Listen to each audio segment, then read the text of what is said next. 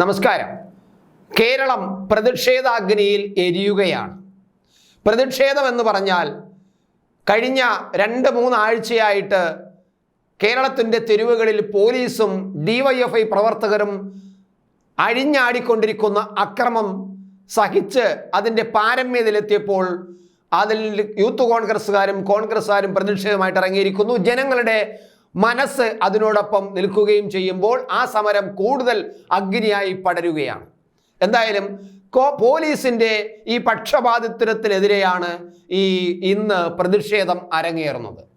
അത് കോൺഗ്രസ് ആ മുദ്രാവാക്യം വിളിച്ചത് പോലീസ് പക്ഷപാതിത്വം കാണിക്കുന്നു, ഗവൺമെന്റിന് അനുകൂലമായിട്ട് മാത്രം നിൽക്കുന്നു, നിഷ്പക്ഷമായിട്ട് നിൽക്കേണ്ട പോലീസ്, ജനാധിപത്യപരമായി നിൽക്കേണ്ട പോലീസ് നിൽക്കുന്നില്ല എന്നൊക്കെ പറഞ്ഞുകൊണ്ടാണ് ഇന്ന് അത്തരം മുദ്രാവാക്യം കോൺഗ്രസ് പറയുമ്പോൾ എനിക്കും പലപ്പോഴും തോന്നി ഇന്നത്തെ പ്രതിഷേധ സമരങ്ങൾ ഏകദേശം 564 കേന്ദ്രങ്ങളിലേക്ക് ഇന്ന് പോലീസ് സ്റ്റേഷനിലേക്ക് ഇന്ന് മാർച്ച് നടന്നു. അവിടങ്ങളിലെല്ലാം സംഘർഷങ്ങൾ ഉണ്ടായിരുന്നു. പക്ഷേ അവിടെയെല്ലാം പോലീസ് ശക്തമായിട്ടുണ്ടായിരുന്നു. അങ്ങനെയൊക്കെ ആയപ്പോഴും എറണാകുളത്തും അങ്ങനെയുള്ള ചില പ്രദേശങ്ങളിലും പോലീസ് എടുത്ത ചില മുൻകരുതലുകളുണ്ട്. ആ മുൻകരുതലുകളെയാണ് എനിക്ക് പ്രത്യേകിച്ച് ശ്രദ്ധിക്കാൻ കഴിഞ്ഞത്. അതായത് ഈ കഴിഞ്ഞ 2 ദിവസം മുമ്പ് കോഴിക്കോട് യൂണിവേഴ്സിറ്റി ക്യാമ്പസിലും വളരെ പ്രതിഷേധങ്ങൾ അരങ്ങേറി SFIയുടെ നേതൃത്വത്തിൽ. അപ്പോഴും അവിടെ പോലീസ് എടുത്ത മുൻകരുതൽ എന്താണ്?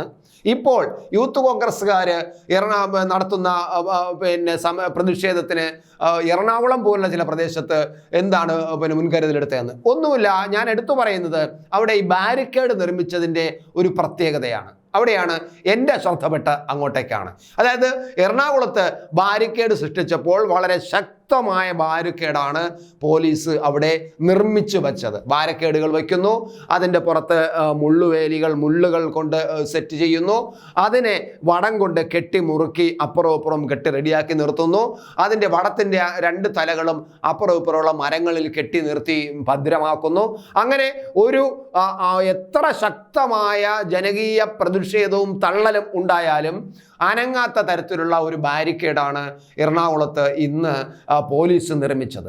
ഇതേ സമയം ഞാൻ ആലോചിച്ചത്, ഞാൻ ആദ്യം പറഞ്ഞ കോഴിക്കോട് ഈ ആരിഫ് മുഹമ്മദ് ഖാനെതിരായിട്ട് അവിടുത്തെ ക്യാമ്പസിൽ വിദ്യാർത്ഥികൾ SFIക്കാർ സമരം നടത്തി.